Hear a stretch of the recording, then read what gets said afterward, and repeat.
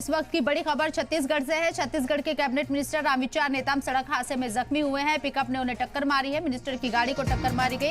Cabinet minister Ramvichar Netam खतरे से फिलहाल बाहर है। सीटी स्कैन में नहीं पाई गई है किसी तरह की हेड इंजरी। 72 घंटे निगरानी में रहेंगे मिनिस्टर नेताम। डॉक्टरों की निगरानी में रहेंगे नेताम। कई मिनिस्टर्स हालचाल लेने के लिए अस्पताल पहुंच रहे हैं। रायपुर में जेवरा के पास यह हादसा हुआ है। हालांकि खतरे से बाहर है।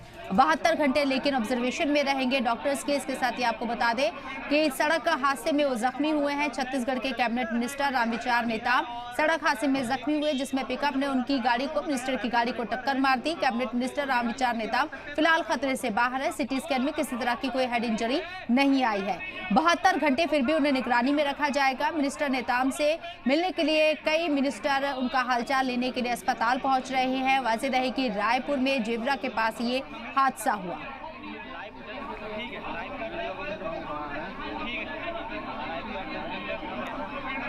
फिलहाल रामविचार नेताम खतरे से बाहर हैं और लेकिन 72 घंटे उन्हें ऑब्जर्वेशन में रखा जाएगा, डॉक्टर्स की निगरानी में रखा जाएगा। और जैसे खबर आम हुई उसके बाद से कई मिनिस्टर्स उनका हालचाल लेने के लिए अस्पताल पहुंचे। तस्वीरें आपको दिखा रहे हैं जिस वक्त एम्बुलेंस से उनको अस्पताल लाया गया था, उस वक्त की तस्वीरें। कई मिनिस्टर्स हालचाल लेने के लिए अस्पताल पहुंच रहे हैं। रामविचार नेताम मिनिस्टर हैं, हादसे का शिकार हुए हैं। पिकअप ने उनकी गाड़ी को टक्कर मारी और उसके बाद उन्हें चोट आई। हालांकि खतरे से वो बाहर है।